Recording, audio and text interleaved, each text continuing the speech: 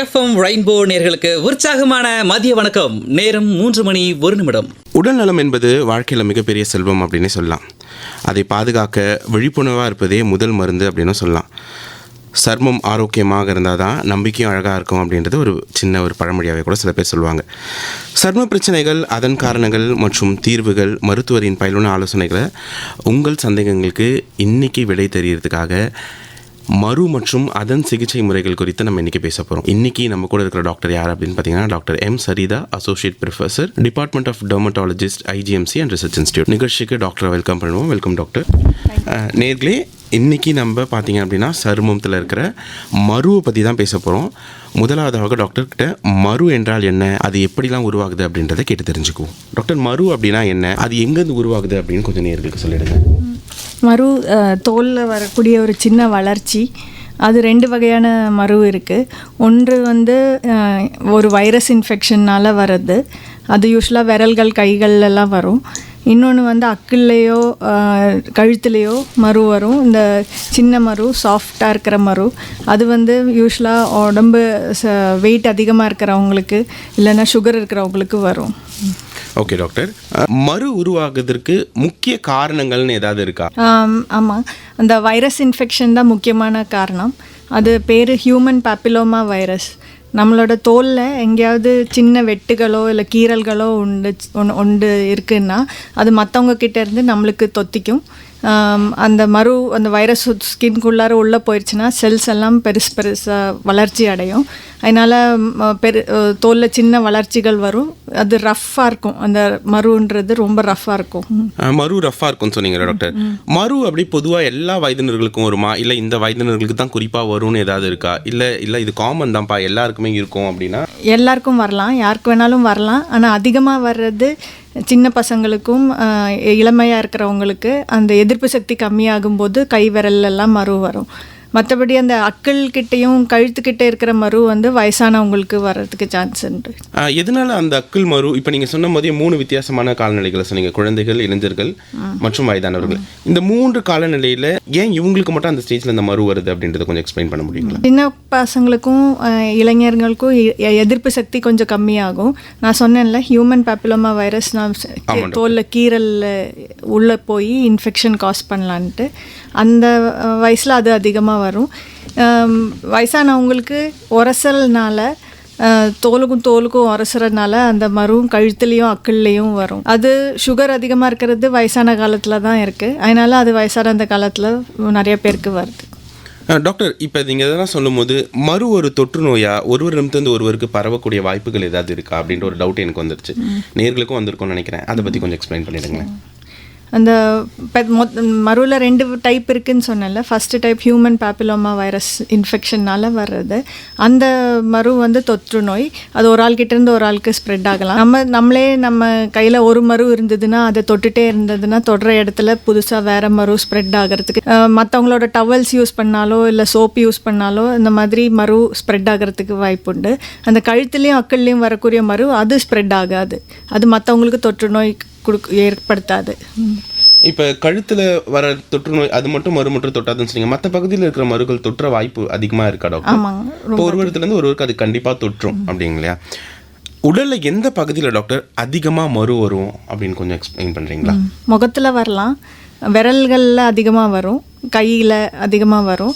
அந்த இடத்துல ஏன்னா கீரல் ஏதாவது இருந்ததுன்னா அந்த இடத்துல இன்ஃபெக்ஷன் வர்றதுனால அந்த இடத்துலலாம் வர்றதுக்கு சான்ஸ் இருக்குது. வேறு ரகசியமான பாகங்கள் உடம்புல ப்ரைவேட் பார்ட்ஸ்ன்னு சொல்கிறோம்ல, அங்கே கூட மரு வர்றதுக்கு சான்ஸ் இருக்குது. கால் பாதத்தில் வரலாம். கால் பாதத்தில் வந்ததுன்னா மரு வலிக்கும். மற்ற இடத்துல எல்லாமே மரு வலிக்காது, பாதத்தில் வலி வரலாம். பாதத்தில் வர மரு மட்டும் ஏன் டாக்டர் வலி கொடுக்குது, அதை பற்றி கொஞ்சம் சொல்லுங்களேன். அந்த மரு மேலே நடந்துட்டு இருக்கும்போது அந்த அழுத்தத்தினால நரம்புகளை கம்ப்ரெஸ் பண்ணும் அந்த செல்ஸ். மற்ற இடத்துல வர மருக்கள் நர்வ்ஸை கம்ப்ரெஸ் பண்ணாது. பாதத்தில் வருது மட்டும் நம்ம நடக்கிறதுனால உடல் வெயிட். அப்போ நீங்கள் ஃபர்ஸ்ட் ஸ்டார்டிங்லேயே சொல்லியிருந்தீங்க இல்லையா, உடல் வெயிட்னால கூட சில பேருக்கு மரு வர்றதுக்கான வாய்ப்பு இருக்குது. இப்போ இந்த பாதத்தில் வரும் மருவுக்கு என்னென்ன விதமான கேர்ஸ் கொடுக்கலாம் டாக்டர்? அது ரொம்ப வலி இருந்ததுன்னா அறுத்து எடுத்துக்கலாம். அறுத்தோ சீவியோ கொஞ்சம் சைஸ் கம்மி பண்ணலாம். அந்த சைஸ் கம்மி பண்ணால் வலி கம்மியாகும். மற்றபடி க்ரீம்ஸ் போட்டுக்கலாம். இல்லைன்னா ஃபார்மால்டிஹைட் குளூட்ரால்டிஹைட் வச்சு சோக் பண்ணலாம் காலில். இல்லைன்னா சர்ஜரி பண்ணி கட் பண்ணி எடுக்கலாம். இல்லைன்னா எலக்ட்ரோகாட்ரி இல்லைன்னா க்ரையோதெரப்பி பண்ணலாம். இந்த நிறைய வகையான ட்ரீட்மெண்ட் இருக்குது. எது செட் ஆகும்னு நம்மளால் சொல்ல முடியாது. ஏதோ ஒன்று பலி. இன்னைக்கு நம்ம மரு மற்றும் அதன் சிகிச்சை முறைகள் பற்றி பேசிட்டு இருக்கோம். டாக்டர் எம் சரிதா அவங்களோட. மருவனுடைய ஆரம்ப நிலை அறிகுறிகள்னு ஏதாவது இருக்கா? இப்போ ஒவ்வொரு நோய்க்குமே ஒரு சில பல ஆரம்ப அறிகுறிகள் இருக்கும் இல்லையா? இப்போ மருக்கு அது மாதிரி ஏதாவது இருக்கா அப்படின்றத சொல்லுங்களேன். ரொம்ப அறிகுறி இல்லை. லைட்டாக கலர் மாறும் அந்த இடத்துல. தோல் கொஞ்சம் கருப்பாகலாம் இல்லைன்னா சிகப்பாகலாம் அந்த இடத்துல. அதுக்கப்புறம் அந்த இடத்துல தோல் கொஞ்சம் தூக்கி வரும். அதுக்கப்புறம் ஒரு பெரிய சின்ன வளர்ச்சி வரும், மரு வரும். எல்லா மரு ஒரே மாதிரியான தானா இல்லை அதில் வகைகள் ஏதாவது இருக்கா அப்படின்றத கொஞ்சம் கிளியர் கட்டாக எக்ஸ்பிளைன் பண்ணுங்க. இந்த ஹியூமன் பேப்பிலோமா வைரஸ்னால வரக்கூடிய மருக்கள், அதோட பேர் வைரல் வாட்ஸ். அது நிறையா டைப்பில் இருக்குது. அதில் காமனாக வர்றது, சகஜமாக வர்றது காமன் வாட்ஸ். அது வெறுக்கா வல்காரிஸ்னு சொல்லுவோம். அப்புறம் தட்டையாக இருக்கிறது கொஞ்சம் பிளெயின் வாட்ஸ்னு சொல்லுவோம். அதுக்கப்புறம் முகத்தில் வரக்கூடியது டிஜிட்டேட் வாட்ஸ்னு சொல்லுவோம். விரல் மாதிரி ஷேப் இருக்கிறது டிஜிட்டேட் வாட்ஸ். அதுக்கப்புறம் காலில் வரக்கூடியது பிளான்டார் வாட்ஸ்னு சொல்லுவோம். இப்போ சாதாரண மரு இல்லை ஆபத்தான மரு இதன் இடையே ஏதாவது வித்தியாசம் இருக்கா? இல்லை எல்லா மருவுமே சாதாரணமானதானா அப்படின்னு நம்ம எடுத்துக்கலாமா? இல்லை எல்லா மருவுமே ஆபத்தான மரு தான் அப்படின்றத நம்ம எடுத்துக்கலாமா? இதை பற்றி ஒரு எக்ஸ்ப்ளனேஷன். மோஸ்ட்லி மரு எல்லாமே சாதாரண மருவாக தான் இருக்கும். எப்பயாவது அது அதிகமாக வளர்ச்சி அடையுதோ இல்லை ரத்தம் கசையுதோ இல்லைன்னா சீழ் வருது அந்த மாதிரி இருந்ததுன்னா அது ஆபத்தான மரு. அந்த மாதிரி மரு இருந்ததுன்னா ஸ்கின் டாக்டர்கிட்ட உடனே காமிக்கணும். தேவை இருந்தால் தோல் டெஸ்ட்டு ஒன்று பண்ணுவாங்க.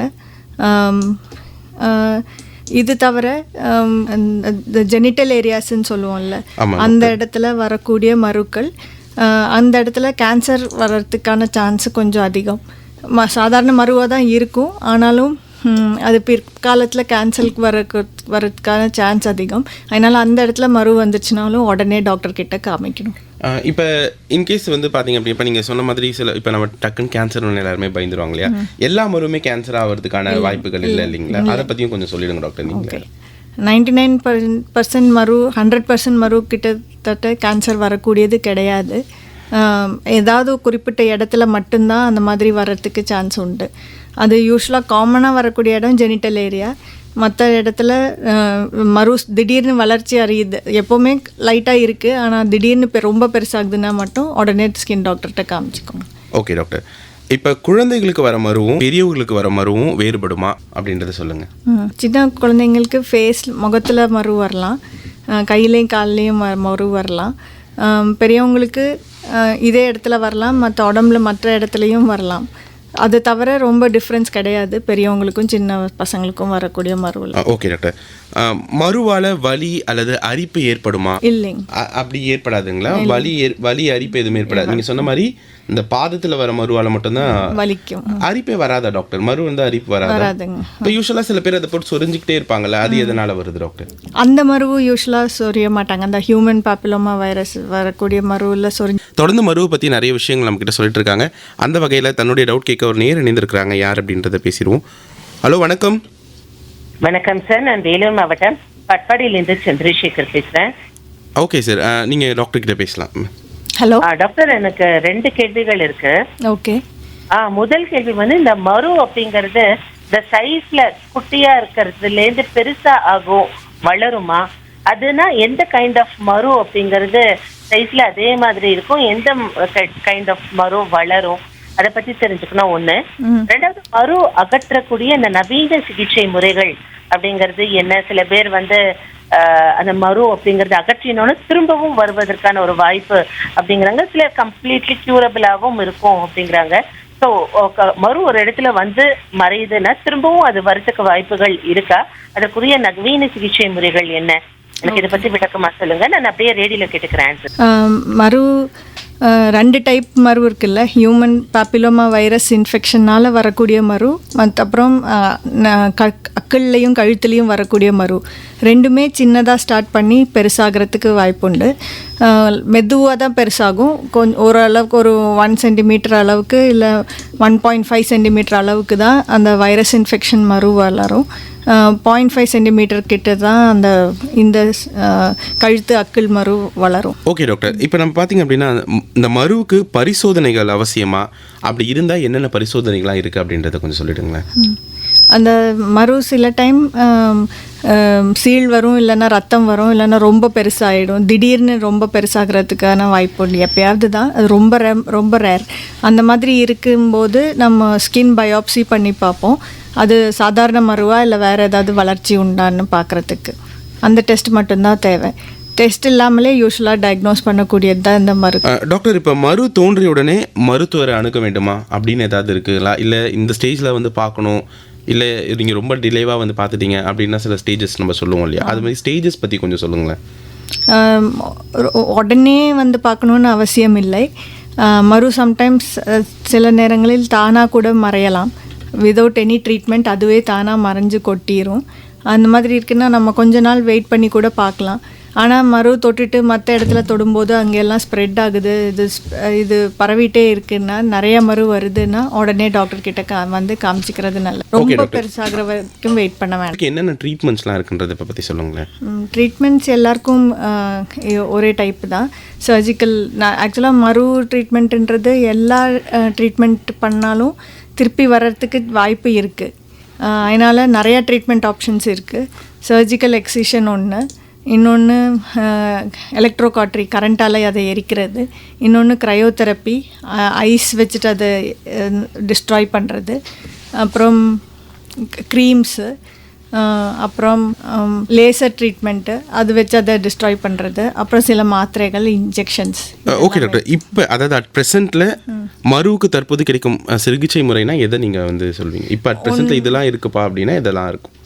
இப்போ இதெல்லாமே இருக்குது. நீங்கள் சொன்ன இப்போ எல்லாமே வந்து ஆக்சுவலாக இப்போ ட்ரீட்மெண்ட் ப்ராசஸில் இருக்குது. ஓகே டாக்டர், அந்த மருந்துகள் மூலம் சொன்னீங்க இல்லைங்களா, அந்த மருந்துகள் மூலம் மருமை வந்து முழுமையாக குணப்படுத்த முடியுமா டாக்டர்? குணப்படுத்த முடியும். ஆனால் 100% கேரண்டி கிடையாது. மருன்றது எப்படி போகும்னு நம்மளால் சொல்ல முடியாது, யாராலையும் சொல்ல முடியாது. அது சிலவங்களுக்கு இன்ஜெக்ஷன் அதெல்லாம் போட்டால் சரியாயிடும், ஃபுல்லாக கொட்டிடும். ஒரு சிலவங்களுக்கு 1-2 திருப்பி வர்றதுக்கு வாய்ப்பு உண்டு. ஆனால் உடனே ஃபுல்லாக டிஸ்ட்ராய் பண்ணணுன்னா எலக்ட்ரோகாட்ரியில் தான் அதை பண்ண முடியும். அதான் இப்போ வந்து இந்த லேசர் சிகிச்சை அல்லது அறுவை சிகிச்சை எந்த நேரத்தில் தேவைப்படும், இல்லை எந்த விதமான மரு இருக்கிறவங்களுக்கு இது தேவைப்படும் அப்படின்னு ஏதாவது இருக்குங்களா? அதை பற்றி கொஞ்சம் சொல்லுங்களேன். இந்த க்ரீம் எல்லாம் போட்டு கேட்காத மாதிரி இருக்கும்போது, க்ரீம் போட்டு மரு குறையவே இல்லை, சைஸ் கம்மியாகலை, அந்த மாதிரி இருந்தால் லேசர் ட்ரீட்மெண்ட் இல்லைன்னா எலக்ட்ரோகாட்ரி பண்ணலாம். இப்போ க்ரீம் போட்டால், இப்போ நீங்கள் ஃபஸ்ட்டே சொல்லியிருந்தீங்க க்ரீம் போட்டால் சில பேருக்கு வந்து முழுமையாக மறையும் அப்படின்னு சொல்லிட்டு. இப்போ வந்து நம்ம ஆல்ரெடி ஃபஸ்ட்டே பேசியிருந்தோம் இல்லைங்களா, மருவில் பார்த்தீங்கன்னா நிறைய விதமான ஸ்டேஜஸ் இருக்குது அப்படின்னு சொல்லிட்டு. எந்த ஸ்டேஜஸ்க்கு க்ரீம்ஸ் வந்து ஒர்க் ஆகும்? ஆரம்ப ஸ்டேஜஸ்க்கு க்ரீம் ஒர்க் ஆகும். ஆரம்ப ஸ்டேஜஸ்க்கு மட்டும்தான் ஒர்க் ஆகும். இப்போ இல்லை அது ரொம்ப முதிர்ச்சி அடைஞ்சிச்சுன்னா அது வந்து ஒர்க் ஆகாது இல்லையா? இப்போ அப்படி இருக்கிறவங்களுக்கு நம்ம என்ன ட்ரீட்மெண்ட்? அதுதான் அந்த சர்ஜிக்கல் எக்ஸிஷன், இல்லைனா எலக்ட்ரோகாட்ரி, இல்லைனா லேசர் ட்ரீட்மெண்ட்டு, இல்லைனா க்ரையோதெரப்பி. இந்த நாளில் ஏதாவது ஒரு ட்ரீட்மெண்ட்ஸ் கொடுத்துடலாம். ஓகே டாக்டர், இந்த க்ரையோதெரப்பிஸ் பற்றி சொல்லியிருக்கீங்க இல்லையா, அதை பற்றி கொஞ்சம் டீட்டெயிலாக எக்ஸ்பிளைன் பண்ணுங்களேன். அது என்ன பண்ணுன்னா, உடம்புல செல்ஸ் நம்ம க்ரையோ ஐஸ் க்ரியேட் பண்ணுவோம். எப்படின்னா லிக்விட் நைட்ரஜன் வச்சுட்டு, அது வந்து ரொம்ப லோ டெம்பரேச்சரில் இருக்கக்கூடியது. அந்த லோ டெம்பரேச்சர் லிக்விட் நைட்ரஜனை மரு மேலே வைப்போம். அப்போ அந்த மரு இருக்கிற செல்ஸ் அதெல்லாமே உள்ள ஐஸ் ஃபார்ம் ஆகி அந்த செல்ஸ் எல்லாமே டிஸ்ட்ராய் ஆகும். அப்போது அந்த இடத்துல ஒரு கொப்பளம் மாதிரி வந்துட்டு அதுக்கப்புறம் அது கொட்டிடும். ஒரு 1 or 2 டேஸில் கொட்டிடும். அது ஸ்கார் எதுவும் வராமல் பண்ணக்கூடிய ஒரு ட்ரீட்மெண்ட். ஓகே டாக்டர், இப்போ சிகிச்சைக்கு பிறகு மீண்டும் மரு வரதுக்கு வாய்ப்பு உள்ளதா? இந்த ட்ரீட்மெண்ட்ஸ் எல்லாமே நம்ம எடுத்தது பிறகு மரு வருமா? ஆமாங்க. எதனால் அது திருப்பி வருதுன்றது? வைரஸ்ன்றது ரொம்ப சின்னது, நம்மளுக்கு கண்ணால் தெரியாது. நம்ம அந்த டிஷ்யூவை டிஸ்ட்ராய் பண்ணும்போது நம்மளுக்கு தெரியாது எத்தனை வைரஸ் மீதி இருக்குது, எத்தனை வைரஸ் ஃபுல்லாக போயிருச்சா இல்லையான்ட்டு. அதனால் திருப்பி வர்றதுக்கு சான்ஸ் இருக்குது. நம்மளோட எதிர்ப்பு சக்தி நல்லா இருந்ததுன்னா திருப்பி வராது. நம்மளோட எதிர்ப்பு சக்தி வீக்காக இருந்ததுன்னா திருப்பி வர்றதுக்கு சான்ஸ் உண்டு. Okay doctor. இப்போ வீட்டிலே சில பேர்லாம் பார்த்தீங்க அப்படின்னா வீட்டிலே சில சிகிச்சைகள் செய்வாங்க இல்லையா, அதெல்லாம் பாதுகாப்பானது தானா, இல்லை இல்லைப்பா கண்டிப்பாக ஹாஸ்பிட்டலைஸ் தான் அப்படின்னா அதை பற்றியும் கொஞ்சம் எக்ஸ்பிளைன் பண்ணிவிடுங்களேன். பாதுகாப்பானது கிடையாது. ஏன்னா அதை மருவை அறுத்து விட்டாலோ கீறி விட்டாலோ அது மற்ற இடத்துல ஸ்ப்ரெட் ஆகிறதுக்கு சான்ஸ் உண்டு. அதனால் அது வீட்டில் பண்ணால் சரி வராது. பெட்டர் ஹாஸ்பிட்டலில் வந்து பார்த்துக்கிறது. இப்போ மரு வந்தாலே பெட்டர் நீங்கள் வந்து ட்ரீட்மெண்ட்ஸ் எல்லாமே ஹாஸ்பிட்டலைஸ்லேயே எடுங்க அப்படின்னு சொல்கிறீங்க. இப்போ நம்ம மரு வர்றதுக்கும் நம்ம வாழ்க்கை முறைகளுக்கும் ஏதாவது தொடர்பு உண்டா? அந்த கழுத்துலையும் அக்கள்லையும் வரக்கூடிய மரு வந்து உடம்பு அதிகமாக இருக்கிறவங்களுக்கு வரும். ஸோ அந்த மாதிரி இருக்கிறவங்களுக்கு லைஃப் ஸ்டைல் மாடிஃபிகேஷன், எக்ஸசைஸ் பண்ணுறது, ஃபுட் ரெஸ்ட்ரிக்ட் பண்ணுறது அந்த மாதிரி பண்ணால் நல்லது. இந்த மரு வர்றது கம்மியாகும். மரு வராமல் தடுக்க என்னென்ன முயற்சிகளை நம்ம சைட்லேருந்து செய்யலாம் டாக்டர்? ஒரு பர்சனாக இப்போ நீங்கள் எனக்கு அட்வைஸ் பண்ணீங்க அப்படின்னா இதெல்லாம் பண்ணால் மரு வராதுப்பானா அப்படி என்ன? மற்றவங்களோட பர்சனல் ப்ராடக்ட்ஸ் யூஸ் பண்ணாமல் இருக்கிறது, லைக் சோப்போ டவலோ யூஸ் பண்ணாமல் இருக்கிறது. இன்னொன்று ஸ்விம்மிங் பூலோ இல்லைன்னா அந்த சானா ரூம் அந்த மாதிரி இடத்துல எல்லாமே வெறுங்காலில் போகாமல் இருக்கிறது. வெறுங்காலில் போனால் காலில் ஹெச்பிவி வைரஸ் வந்துட்டு அந்த காலில் மரு வரலாம். இப்போ வந்து சுத்தமான பழக்க வழக்கங்கள் மருவை கண்டிப்பாக தடுக்கும் அப்படின்றது உறுதி செய்யப்பட்ட ஒன்று தானா? ஆமாங்க, கண்டிப்பாக தடுக்கும். நம்ம எதிர்ப்பு சக்தியும் நல்லா இருக்கணும். இப்போ நான் அடுத்த கேள்வி அதுதான் டாக்டர் கேட்கலான்னு வந்தேன். நோய் எதிர்ப்பு சக்தி குறைவாக இருக்கிறவங்களுக்கு தான் அதிகமாக மரு வரும் அப்படின்னு சொல்கிறாங்களே, அது உண்மைதானா? ஆமாங்க, உண்மைதாங்க. இப்போ ஹெச்ஐவி நோயோ இல்லை மாசமாக இருக்கிறவங்க லேடிஸ் அவங்களுக்கெல்லாம் எதிர்ப்பு சக்தி கம்மியாக இருக்கும். சுகர் இருக்கிறவங்களுக்கு அந்த மாதிரி இருக்கிறவங்களுக்கு மரு அதிகமாக வர்றதுக்கு சான்ஸ் இருக்குங்க. இப்போ நம்ம உணவு பழக்க வழக்கங்களுக்கும் மருக்கும் கண்டிப்பாக ஏதாவது தொடர்பு உண்டுக்கா? அப்படி சப்போஸ் இப்படி தொடர்பு இருக்குது அப்படின்னா எந்தெந்த விதமான உணவு பழக்கங்களை நம்ம வந்து கட் பண்ணணும், இல்லைப்பா இந்த உணவுலாம் சாப்பிட்டா மருவே வராதுன்னா என்ன மாதிரியான உணவுகளை எடுத்துக்கணும் அப்படின்றத கொஞ்சம் சொல்லுங்கள் டாக்டர். அந்த மாதிரி டைரெக்டாக எந்த ரிலேஷன்ஷிப்பும் கிடையாது நம்ம சாப்பிட்ற ஃபுட்டுக்கும் மரு வர்றதுக்கும். இந்த கழுத்துலேயும் அக்கல்லையும் வரக்கூடிய மரு வந்து உடம்பு அதிகமாக இருக்கிறவங்களுக்கு வரும், வெயிட் அதிகமாக இருக்கிறவங்களுக்கு. அந்த மாதிரி இருக்கிறவங்க வெயிட்டு கம்மி பண்ணுறதுக்கு அது டயட் ரெஸ்ட்ரிக்ஷன் நம்ம யூஸ்வலாக சொல்லுவோம்ல, வெயிட் கம்மி பண்ணுறதுக்கு கார்போஹைட்ரேட் கம்மி பண்ண மாதிரி அதெல்லாம் பண்ணால் பெட்டராக இருக்கும். இப்போ இந்த உணவு பழக்கங்களை எடுத்துக்கிட்டால் மரு வராதுன்னா என்னென்ன உணவு பழக்கங்களை எடுத்துக்கலாம்? அப்படி கிடையாது. பொதுவாக ஃப்ரூட்ஸ் வெஜிடபிள்ஸ் இம்யூனிட்டியை பில்டப் பண்ணும். இப்போ இம்யூனிட்டி பில்டப் பேஷன் ஆனாலே மரு வருதை தடுக்கலாம் அப்படின்னு சொல்லுங்க. அதுக்கு என்னென்ன விதமான உணவுகள்? இப்போ சில பேர்லாம் பார்த்தீங்கன்னா இந்த பொதுமக்கள் வந்து ரொம்பவே அதிகமான பண்ணுவாங்க. இப்போ மரு வந்துச்சுன்னா அதில் முடி கட்டுவாங்க, சாலிசிலிக் ஆசிட் அவங்களாவே வாங்கிலாம் சில இதெல்லாம் வச்சுக்குவாங்க இல்லைங்களா? அதெல்லாம் பண்ணலாமா பண்ணக்கூடாதான்றது சொல்லுங்களேன். பண்ணால் சம்டைம்ஸ் ரொம்ப வலி வந்து இன்ஃபெக்ஷன் ஆகிறதுக்கு வாய்ப்பு இருக்குது. வீட்லேயே சாலிசிலிக் ஆசிட் வச்சா எரிச்சல் வந்து பேர்ன்ஸ் வர்றதுக்கான சான்ஸ் உண்டு. அங்கே வீட்டில் பண்ணாமல் இருக்கிறது நல்லது, ஹாஸ்பிட்டலுக்கு வர்றது நல்லது. எந்த மரு வந்தாலும் நீங்கள் வீட்டில் வந்து ட்ரீட்மெண்ட்டே எடுக்காதீங்க அப்படின்னு சொல்கிறீங்க, கரெக்டு தானே? நீங்கள் எதுவாக இருந்தாலும் வந்து ஹாஸ்பிட்டலுக்கு வந்துருங்க. பழக்க வழக்கங்கள், உணவு பழக்க வழக்கங்கள் பற்றி பேசிகிட்டு இருந்தீங்களா? இப்போ அடுத்த கேள்வி என்ன அப்படின்னா, பொதுமக்களுக்கு பார்த்திங்க அப்படின்னா மரு குறித்து ஒரு தவறான புரிதல் இருக்கும், ஒரு அசியூமினேஷன். அவங்களாவே ஏதாவது ஒரு விஷயத்தை நினச்சிக்குவாங்க. அது மாதிரி இருக்காமல் அவங்க இதெல்லாம் பண்ணக்கூடாது அப்படின்னா நீங்கள் என்னென்னலாம் சொல்லுவீங்க? நிறைய பேர் என்ன நினைக்கிறாங்கன்னா மரு வெறும் அழகு கம்மி பண்ணுற ஒரு நோய் மாதிரி இருக்கும்னு. ஆனால் அது ஒரு இன்ஃபெக்ஷன், ஒரு கிருமினால் வர்றதுன்னு தெரியாது நிறைய பேருக்கு. ஸோ அதை கொஞ்சம் அசால்ட்டாக எடுத்துருவாங்க. அவங்க வெறும் அழகு மட்டும் கம்மியாகும், அதை ஒன்றும் பண்ணாதுன்னு அந்த நினைப்பில். மரு வந்து பரவலாம், மற்ற இடத்துக்கு ஸ்ப்ரெட் ஆகலாம். அது தெரிஞ்சுக்கிறது நல்லது. சீக்கிரம் டாக்டர்கிட்ட ட்ரீட்மெண்ட் எடுத்துக்கிறது நல்லது. மரு இன்னொன்று கொஞ்சம் பேர் எப்படி நினச்சிப்பாங்கன்னா அது திருஷ்டி, அது இருக்கிறது உடம்புக்கு நல்லது அப்படின்னு நினச்சிருவாங்க. அதுவும் ஒரு மூட நம்பிக்கை. அது தெரிஞ்சுக்கிறது நல்லது, அது உடனே டாக்டர்கிட்ட காமிச்சிக்கிறது நல்லது. ஓகே டாக்டர், இப்போ மரு ஏற்படாமல் இருக்க மக்கள் என்னென்ன விஷயங்கள், என்னென்ன இதெல்லாம் தவிர்க்கணும் அப்படின்றத பற்றி கொஞ்சம் சொல்லுங்களேன். இன்னொருத்தங்களோட ப்ராடக்ட்ஸ், பர்சனல் ப்ராடக்ட்ஸ் எதுவும் யூஸ் பண்ணாமல் இருக்கிறது நல்லது. தட் இஸ் சோப்போ டவலோ இல்லை ரேசர் அந்த மாதிரி. அவங்க தாடி இடத்துல மரு வரலாம், வந்துச்சுன்னா ரொம்ப கஷ்டம் சிகிச்சை பண்ணுறது. ஏன்னா அந்த இடத்துல பரவிட்டே போகும். ஒவ்வொரு தடவை அதை தொடும்போது அது வேறு இடத்துல ஸ்ப்ரெட் ஆகும். அதனால் தாடி இடத்துல வரக்கூடிய மரு ட்ரீட்மெண்ட் பண்ணுறது ரொம்ப கஷ்டம். எல்லோரும் ஷேவிங் பண்ணுவாங்க, ஷேவிங் டைமில் அது பரவிட்டே போகும். ஸோ அந்த மாதிரி ரேசர், சோப்பு, டவல் எதுவும் யூஸ் பண்ணக்கூடாது மற்றவங்களோடது. பொது இடத்துல வெறும் காலோட போகக்கூடாது, எப்போவுமே செருப்பு போட்டிருக்கணும். குறிப்பாக ஸ்விம்மிங் பூலில் இல்லைன்னா இந்த சானா ரூம் அந்த மாதிரி இடத்துலலாம் செருப்பு இல்லாமல் நடக்கக்கூடாது. இது 2 தான் மெயினாக பண்ண முடியும். மற்றபடி நல்லா சாப்பிட்டுக்கணும், நல்லா தூங்கணும், உடம்பு நல்லா வச்சுக்கணும், நம்ம எதிர்ப்பு சக்தி நல்லா இருக்கணும். இப்போ எனக்கு நீங்கள் சொன்னதுல இன்னொரு ஒரு டவுட் வந்துச்சு டாக்டர். இப்போ தூக்கம் சொல்லியிருந்தீங்களே, இப்போ தூக்கம் குறைபாட்டாலையும் மறு வருமா, இல்லை இப்போ அதிகமாக தூங்கினாலும் மறு வருமா அப்படின்ற கேள்வியும் எழுந்திருக்கும் இல்லையா சில பேருடைய.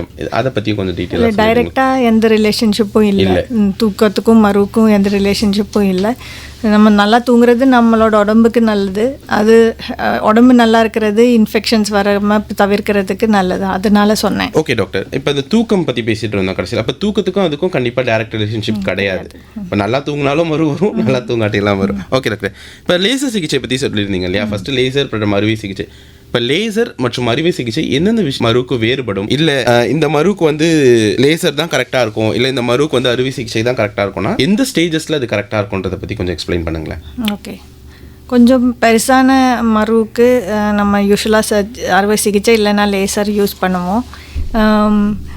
ஜெனிட்டல் ஏரியாவில் இருக்கக்கூடிய பெரிய மருவுக்கு சம்டைம்ஸ் வேறு எந்த ட்ரீட்மெண்ட்டும் யூஸ் பண்ண முடியாது. அந்த இடத்துல எக்ஸிஷன் தான் பண்ண முடியும், தட் இஸ் அறுவை சிகிச்சை தான் பண்ண முடியும். தலையிலையோ இல்லை விரல்லையோ இல்லை கையிலெல்லாம் இருக்கிற மருவுக்கு நம்மளால் லேசர் ட்ரீட்மெண்ட் பண்ணலாம். கார்பன் டை ஆக்சைடு லேசர் தான் யூஸ்வலாக பண்ணுறது. லேசஸ் அதுக்காக பண்ணுறது. இப்போ அறுவை சிகிச்சை எதுக்காக டாக்டர் பண்ணுறது? அறுவை சிகிச்சை இந்த ஜெனிட்டல் வாட்ஸுக்கு யூஸ்வலாக பண்ணலாம். காலில் வரக்கூடிய வாட்ஸ் ரொம்ப பெருசாகிடுச்சுன்னா அங்கேயும் அறுவை சிகிச்சை பண்ணலாம். Okay doctor, okay doctor. இப்போ வந்து நம்ம அடுத்ததாக என்ன பேக்க போகிறோம் அப்படின்னா, இப்போ நீங்கள் அறுவை சிகிச்சை மட்டும் சொல்லியிருந்தீங்க. இப்போ க்ரீம்ஸ் ஃபஸ்ட்டு சொல்லியிருந்தீங்களா? இப்போ சில மருக்கள் பார்த்தீங்க அப்படின்னா நம்ம ஸ்கின்னோடைய ஒட்டி இருக்கும் இல்லையா, அதுக்கு என்ன மாதிரியான ட்ரீட்மெண்ட்ஸ் வந்து கொடுக்கறது கரெக்டாக இருக்கும்? ஃபேஸில் வரக்கூடிய சின்ன மருக்கள் இருக்குது, அதில் ஆசிட் வைக்கிறது ஒரு ட்ரீட்மெண்ட்டு. தென் யூஸ்வலாக ட்ரைக்ளோரோ அசிட்டிக் ஆசிட் வைப்போம் 30%. அது அந்த ஆசிட் வச்ச உடனே கொட்டிடும். மற்றபடி காலெல்லாம் வரக்கூடிய மருவுகளுக்கு க்ரீம் யூஸ் பண்ணலாம். அதுக்கு சாலிசிலிக் ஆசிட் பெயிண்ட் இல்லைன்னா லாக்டிக் ஆசிட் பெயிண்ட் அதை யூஸ் பண்ணுவோம். அதுவும் ஓரளவுக்கு ஒரு 1.5 மாதம் அந்த மாதிரி கழித்து எஃபெக்ட் தெரிய ஆரம்பிக்கும். இப்போ நீங்கள் அந்த மருந்து வந்து 1.5 மாதம் கழிச்சு தான் எஃபெக்டே தெரியுமா? அதுக்கு முன்னாடி அந்த மருந்துடைய வீரியம் தெரியாதுங்களா டாக்டர்? சைஸ் சின்னதாயிட்டே போய் அதுக்கப்புறம் 1.5 மந்த்ஸில் ஃபுல்லாக மறையும். 1.5 மந்த்ஸ் இருக்கும். இப்போ இந்த ட்ரீட்மெண்ட் வந்து கொஞ்சம் ஸ்லோ ப்ராசஸ் தான். இப்போ இது எல்லாத்துக்குமே அப்படி தான் இருக்குமா? இந்த லேசர் ட்ரீட்மெண்ட்டோ இல்லைன்னா அறுவை சிகிச்சையோ உடனே பண்ணிடலாம், உடனே எடுத்துக்கலாம். அதனால ரொம்ப பெரிய மருவுக்கு அது பண்ணிக்கலாம். ஓகே டாக்டர், இப்போ ரொம்ப பெரிய மருவுக்கு நீங்கள் அந்த சில பேர்லாம் மருவுக்கு வேறு இருக்கும்லாம் சொல்லுவாங்களா, அதெல்லாம் உண்மைதானா டாக்டர்? ஆமாங்க. இப்போ நீங்கள் லேசர்ஸ் வந்து பண்ணும்பொழுதும் அறுவை சிகிச்சை பண்ணும்போது அந்த வேரோட தான் அந்த மருவை வந்து ரிமூவ் பண்ணுவீங்களா? நிகழ்ச்சியில் தன்னுடைய கேள்விகள் கேட்க வந்திருக்கிற நேயர்கிட்ட பேசிடுவோம். ஹலோ, வணக்கம். யார் இங்கேருந்து பேசுகிறீங்க? புவனேஸ்வரி மேம், உங்களுடைய கேள்விகள் என்ன, உங்களுடைய சந்தேகங்கள் என்ன அப்படின்றத நீங்கள் டாக்டர்கிட்ட டைரெக்டாகவே கேட்டுக்கலாம். வணக்கம் டாக்டர். வணக்கம் மேம், எனக்கு என்ன டவுட் அப்படின்னா, இப்போ உள்ளங்கைகள் உள்ளங்கால்கள் எல்லாம் வந்து இதுக்கான சிகிச்சை முறை இருக்கா? இப்போ நம்ம வந்து மரு அப்படின்றது வந்து இப்போ உள்ளங்கையில் இருக்கும்போது எல்லாம் வைக்கும்போது அது வந்து ஆகுமா? இதை நம்ம உள்ளங்கையிலையும் உள்ளங்கால்லையும் வரக்கூடிய மருவுக்கு ட்ரீட்மெண்ட் உண்டு. அது ரொம்ப கொஞ்சம் சின்னதாக இருந்ததுன்னா க்ரீம்ஸ் யூஸ் பண்ணலாம். சாலிசிலிக் ஆசிட் இல்லைன்னா lactic acid based creams use பண்ணிக்கலாம். காலில் வரக்கூடியது கொஞ்சம் பெருசாகிடுச்சுன்னா ஃபார்மால்டிஹைட் சோக்ஸ் இல்லைன்னா க்ளூட்ரால்டிஹைட் சோக்ஸ்னு ஒரு கெமிக்கல் வச்சு கால் வெட் பண்ணுறது, அது ஒரு ட்ரீட்மெண்ட். ரொம்ப பெருசாக இருக்குன்னா அது அறுத்து எடுக்கிறது இல்லைன்னா அதோட சீவி மேலாக மட்டும் எடுக்கிறது, அந்த மாதிரி ட்ரீட்மெண்ட் பண்ணிவிட்டு க்ரீமோ இல்லை காட்ரியோ பண்ணலாங்க. இப்போ அவங்க இன்னொன்று கேட்டிருந்தாங்க டாக்டர். இப்போ அவங்களுக்கு வந்து கையில் மரு இருக்குது, உள்ளங்கையில் இருக்குது. அந்த மருவை நான் வந்து சப்போஸ் முகத்தை துடைக்கும் போது அந்த மருவால் எனக்கு முகத்தில் மரு வருமா அப்படின்ற கேள்வி கேட்டிருந்தாங்க. வர்றதுக்கு வாய்ப்பு இருக்குது. கண்டிப்பாக அது தொற்றுமா டாக்டர்? அது மாதிரி கண்டிப்பாக தொற்றுறது. அவங்க எதிர்ப்பு சக்தி ஓரளவுக்கு நல்லா இருந்ததுன்னா தொட்ட இடத்துலலாம் வராது. சிலவங்களுக்கு அது ஸ்ப்ரெட் ஆகிறதுக்கு சான்ஸ் உண்டு. ஓகே டாக்டர், இப்போ நீங்கள் வந்து இன்னொரு நேரம் வந்திருக்காங்க, அவங்க கிட்ட பேசிடுவோம். ஹலோ, வணக்கம். ஹலோ, வணக்கம் சார். வணக்கம் மேடம், நீங்கள் நேரில் இணைந்திருக்கிறீங்க. டேரெக்டாகவே டாக்டர் கிட்ட உங்களுடைய சந்தேகங்கள் என்ன அப்படின்றத கேட்டுடுறீங்களா? Okay okay. ஹலோ ஹலோ, வணக்கம் மேடம். வணக்கம். நான் கவிதா பேசுறேன். எனக்கு மறு வந்து சின்ன வயசுல இருந்தே இருக்கு மேம். குட்டி குட்டியா இருந்துச்சு.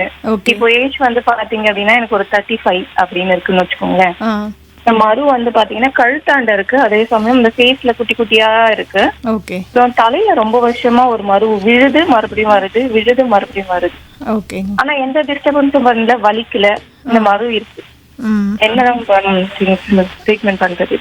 ஆ, இது அந்த வைரல் வாட்ஸ்ன்னு சொன்னோம்ல, ஹியூமன் பேப்பிலோமா வைரஸ் இன்ஃபெக்ஷனால் வரக்கூடிய மரு மாதிரி இல்லை.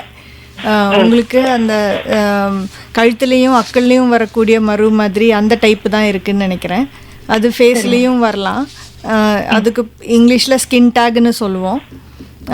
அது வந்தால் எடுத்துக்கிறது நல்லது, ஆசிட் வச்சு எடுத்துக்கிறது நல்லது. இல்லைன்னா எலக்ட்ரோகாட்ரி இல்லைன்னா ரேடியோ ஃப்ரீக்வன்சி அப்ளேஷன் வச்சு அதை எடுத்துக்கிறது நல்லதுங்க. சரிங்க மேம், எனக்கு ஒரு டவுட்டு. எங்க ஃபேமிலில பாத்தீங்கன்னா எங்க அப்பாக்கு எங்க அத்தைங்களுக்கு எல்லாம் இந்த மரு நிறைய இருக்கு, இந்த ப்ராப்ளம் இருக்கு. சோ அதனால கூட இந்த பரம்பரையா இது வரக்கூடிய ஒரு டிசீஸ் அப்படி இருக்கும். ஆமா, இந்த அக்கல்லையும் கழுத்துலையும் வரக்கூடிய மரு பரம்பரியமா வரக்கூடிய மரு தான். அது FGFR3ன்னு ஒரு மியூட்டேஷன்னால வரலாம் அந்த மாதிரி. அப்புறம் ரொம்ப வெயில் பட்டாலும் வரலாம். அதனால சின்ன வயசை விட நம்மளுக்கு வெயில் தோல் மேலே பட்டு பட்டு பட்டு இந்த வயசுல அதிகமாக வர்றதுக்கு சான்ஸ் உண்டுங்க. சரிங்க மேம். அதிகமாகும்ன்ற பயம் இருக்கு எனக்கு. கம்மியா இருக்கு இப்போ, இன்னும் ஃபியூச்சர்ல எனக்கு அதிகமாயிடுமோ அப்படின்ற பயம் கூட இருக்கு. கொஞ்சம் கொஞ்சம் ஆகலாம். அது அப்பப்போ வந்து எடுத்துக்கலாம். அதை பற்றி நீங்கள் கவலைப்பட தேவையில்லை. ஈஸியாக எடுத்துக்கக்கூடிய, ரிமூவ் பண்ணுறது ஈஸியாக பண்ணலாம். 10-15 நிமிஷத்தில் முடிஞ்சிரும் அந்த ப்ரொசீஜர் எடுக்கிறது எல்லாமே. அதனால நீங்கள் எப்போ உங்களுக்கு தோணுதோ அப்போ வந்து பண்ணிக்கோங்க. கண்டிப்பா மேம். தேங்க்யூ. தேங்க்யூ. மேம், முடி, அதாவது தலை முடிக்கு நடுவுலையும் மறு வருமா? வரலாம். அது வந்து எல்லாருக்கும் வரும் அப்படின்னு நம்ம சொல்ல முடியாது. இப்போ லாஸ்ட்டாக நம்ம சிகிச்சை முறைகள் பற்றி பேசிட்டு இருந்தோம் இல்லைங்களா? இப்போ அதாவது நீங்கள் ஆல்ரெடி நிறைய சிகிச்சை முறைகள் சொன்னீங்க. இப்போ ரீசெண்டாக ஏதாவது சிகிச்சை முறைகள் ஏதாவது கண்டுபிடிச்சிருக்காங்களா மருவுக்கு வராமல் இருக்க? இல்லை வந்தால் ரொம்ப அட்வான்ஸ்டான ட்ரீட்மெண்ட்ஸில் இப்போ எல்லா ஃபீல்ட்லையுமே அட்வான்ஸ் ட்ரீட்மெண்ட்ஸ் வளர்ந்துருச்சு இல்லைங்களா? அது மாதிரி மருவுக்கு ஏதாவது இருக்கா? ஆன்டிவைரல் க்ரீம்ஸ் இருக்குது, ஆனால் இன்னும் நம்ம மார்க்கெட்டில் வரல. ஆன்டிவைரல் க்ரீம்ஸ் ஆனால் இருக்கு. ஓகே டாக்டர், இப்போ வந்து இன்னொன்று என்னென்னா, இந்த மருவை வெட்டுனா அது பரவும் அப்படின்ற ஒரு மித்து இருக்கு இல்லையா? அது உண்மைதானா இல்லை அது மித்தாவே இருக்குமா அப்படின்றத கொஞ்சம் எக்ஸ்பிளைன் பண்ணுங்க. அப்படி எதனால அதை வெட்டக்கூடாதுன்றதையும் அப்படி சொல்லிடுங்க. அது உண்மைதான். ஏன் வெட்டக்கூடாதுன்னா, அது வெட்டுற இடத்துல மற்ற இடத்துலலாம் அதோட அது வெட்டிட்டு மற்ற இடத்துல நம்ம அந்த பிளேடோ ஏதாவது படுறோம்ல, அந்த இடத்துல எல்லாமே மரு வர்றதுக்கு சான்ஸ் உண்டு. அப்படியே நீட்டாக நிறையா மரு வர்றதுக்கு நிறையா பேரை பார்த்துருக்கோம் நம்ம. புரியல டாக்டர், நீட்டானா ஒரே இடத்துல நீட்டாகவே அப்படியே ஒரே லைன் மாதிரி வெட்டுறாங்கல்ல, வெட்டுற கோடில் ஃபுல்லாக மரு வரும். எதனால டாக்டர் அது மாதிரி? அது வைரஸ் ஸ்ப்ரெட் ஆகுறது. நம்மளோட ஸ்கின்ல ஏதாவது வெட்டு கீரல் இருந்ததுன்னா அந்த இடத்துல போய் அந்த செல்ஸை இன்ஃபெக்ட் பண்ணும். அதனால நம்ம வெட்டும்போது அது மற்ற இடத்துல வெட்டு கீரல் இருக்கிற இடத்துல எல்லாமே அது போய் செல்ஸ்ல உள்ள போய் அது பெருகும். அதுக்கு இப்போ மருவுக்கு பார்த்தீங்க அப்படின்னா, நம்ம சில பேர்லாம் என்ன பண்ணுவோம்னா, வீட்டில் இந்த நூல் கட்டுவாங்க, இல்லை சில பேர் வந்து இது எரிச்சிடுவாங்க. அது மாதிரிலாம் பண்ணலாமா? இல்லை இதெல்லாம் வந்து உண்மையாலுமே இந்த பழைய பழக்க வழக்கங்கள்லாம் இன்னுமே சில பேர் பண்ணிட்டு தான் இருக்காங்க. அதெல்லாம் வந்து ஃபாலோ பண்ணுறது நல்லது தானா? இல்லை அதுக்கு பற்றி கொஞ்சம் சொல்லுங்களேன். அதில் என்னென்னா ரிஸ்க் இருக்குது. இன்ஃபெக்ஷன் வர்றதுக்கோ இல்லைன்னா ஃபுல்லாக கொட்டாமல் இருக்கிறதுக்கோ இல்லை ஸ்ப்ரெட் ஆகிறதுக்கோ இன்ஃபெக்ஷன் இருக்குது, ரிஸ்க் இருக்குது. அதனால் ஹாஸ்பிட்டலில் இப்போ நம்ம ஓபியில் நிறையா பேஷண்ட்ஸை பார்க்குறோம். முடி கட்டிட்டு வர்றவங்க பயங்கர வலியோடு வர்றாங்க. அதே காம்ப்ளிகேஷன் அவங்களே உண்டாக்கி அந்த மாதிரி வர்றவங்க நிறைய பேரை பார்க்குறோம். அதனால என்னோட சஜஷன் என்னன்னா, அந்த மாதிரி எதுவும் பண்ணாமல் இருக்கிறது ரொம்ப நல்லது அப்படின்னு சொல்றீங்க. ஓகே டாக்டர், இப்போ வந்து இந்த இணைய ப்ராடக்ட்ஸ், இந்த ஆன்லைன் ப்ராடக்ட்ஸ்லாம் சில பேர் வந்து இந்த மருவுக்கு டாக்டர் சஜஷன்ஸே இல்லாமல் தானாகவே போயிட்டு வந்து என்ன பண்ணுவாங்க அப்படின்னா யூஸ் பண்ணுறாங்க. அதை பற்றி கொஞ்சம் எக்ஸ்பிளைன் பண்ணுங்களா? அதெல்லாம் பண்ணலாமா அப்படின்றத பற்றி? இந்த ஆன்லைன் ப்ராடக்ட்ஸ்னால பேர்ன்ஸ் வரலாம். தீக்காயம் மாதிரி அந்த கெமிக்கல்ஸ்னால மருவை சுற்றி பேர்ன்ஸ் வர்றதுக்கு சான்ஸ் இருக்குது. அதனால் பெஸ்ட்டு ஆன்லைன் ப்ராடக்ட்ஸை யூஸ் பண்ணாமல் இருக்கிறது, ஹாஸ்பிட்டல் வந்து காமிச்சிக்கிறது நல்லது. ஹாஸ்பிட்டல் வந்தால் அது ஒரு சின்ன ப்ரொசீஜர், 15 நிமிஷத்தில் முடிஞ்சிடும். மரு எடுக்கிறதோ இல்லை எவ்வளோ மரு இருக்குது அதை பொறுத்து இருக்குது, எவ்வளோ சைஸ் இருக்குது அதை பொறுத்து இருக்குது. ஆனால் பண்ண ஆரம்பிச்சிட்டா 15 நிமிஷம் அரை மணி நேரத்தில் ப்ரொசீஜர் முடிஞ்சிடும். அதை பண்ணாமல் இந்த மாதிரி ஆன்லைன் ப்ராடக்ட்ஸ் யூஸ் பண்ணுறது இல்லைன்னா வீட்டில் அவங்களே ஏதாவது செய்கிறது அது நல்லதில்லை. இப்போ இந்த மருவுக்கு இந்த மூலிகை மருத்துவ முறை வந்து சிகிச்சை வந்து சாத்தியம் தானா, அதை பற்றி கொஞ்சம் சொல்லுங்களேன். ஓகேங்க. மூலிகை வைத்தியம் இருக்குது மருவுக்கு, ஆனால் அலோபதியில் நம்ம அதை யூஸ் பண்ணுறது கிடையாது. மற்ற டிசிப்ளின்ஸ் இருக்கு இல்லையா, அந்த ஆயுர்வேதா, ஹோமியோபதி அவங்க யூஸ் பண்ணிக்கிறாங்க மருவுக்கு. அதில் சிலது யூஸ்ஃபுல் நல்லா வேலை செய்யணும்னு கூட சொல்லி கேள்விப்பட்டிருக்கேன். ஆனால் நாங்கள் எதையும் அட்வைஸ் பண்ண மாட்டோம். ஓகே டாக்டர், இப்போ ஓவராலாக இப்போ லாஸ்ட்டாக இப்போ நீங்கள் வந்து இப்போ நம்ம வந்து கிட்டத்தட்ட இறுதி கட்டத்துக்கு வந்துட்டோம் அப்படின்னே சொல்லலாம். ஓவராலாக இப்போ மரு வரக்கூடாது அப்படின்னு சில பேர் எல்லாமே தானாகவே நினைப்பாங்க. இப்போ நானும் அப்படி தான் நினைப்பேன்னு வச்சுங்களேன். அப்படின்னா நீங்கள் என்ன அட்வைஸ் கொடுப்பீங்க? என்னென்ன அட்வைஸ் வந்து மக்களுக்கு வந்து இந்த சிகிச்சை முறை பொதுமக்களுக்கு நீங்கள் ஒரு மருத்துவராக மருவை பற்றியான சிகிச்சை முறைகள் ப்ளஸ் மரு வராமல் தடுக்கலாம், முன்கூட்டியே என்னென்னலாம் பண்ணலாம் அப்படின்றத கொஞ்சம் சொல்லுங்களேன். ஓகே. மரு ஒரு சாதாரண நோய் தான், பயப்பட தேவையில்லை மருவை பற்றி. அதில் 2 டைப் இருக்குது. வைரஸ்னால் வரக்கூடியது ஒன்று, அது தொத்திக்கும், அது மற்ற இடத்துக்கு பரவும், அந்த மாதிரி இருக்குது. அந்த வைரல் வாட்ஸ்ன்னு சொல்கிறது. அது இல்லாமல் கழுத்துலேயும் அக்கிள்லேயும் வரக்கூடிய மரு இருக்குது. அது கொஞ்சம் உடம்பு உள்ளவங்களுக்கு, இல்லைன்னா சுகர் இருக்கிறவங்களுக்கு, இல்லைன்னா எதிர்ப்பு சக்தி கம்மியாக இருக்கிறவங்களுக்கு, அந்த மாதிரி இருக்கிறவங்களுக்கு இந்த 2வது வகையான மரு வர்றதுக்கு சான்ஸ் இருக்குது. ட்ரீட்மெண்ட் பண்ண ட்ரீட்மெண்ட் உடனே பண்ணணும்னு சொல்ல முடியாது, லைக் இமீடியட்டாக பண்ணணும்னு இல்லை. ஆனால் கூடிய சீக்கிரம் பண்ணிக்கிறது நல்லது. ஏன்னா மரு ஸ்ப்ரெட் ஆகலாம் மற்ற இடத்துக்கு, அதனால மட்டும்தான். ஓகே டாக்டர், இன்றைக்கி நீங்கள் வந்து நிறைய மருவை பற்றி எங்களுக்கு தெரிஞ்ச விஷயங்களுக்கும், எங்களுக்கு டவுட்டாக இருக்கிற விஷயங்களுக்கும், மக்களுக்கு டவுட்டாக இருக்கிற விஷயங்களும், இல்லைப்பா இதெல்லாம் வந்தால் தான் மரு இருக்காது, இதெல்லாம் பண்ணால் மரு வரும் அப்படின்னு சொன்னீங்க. நிகழ்ச்சி இருந்தமைக்கு ரொம்ப நன்றி டாக்டர்.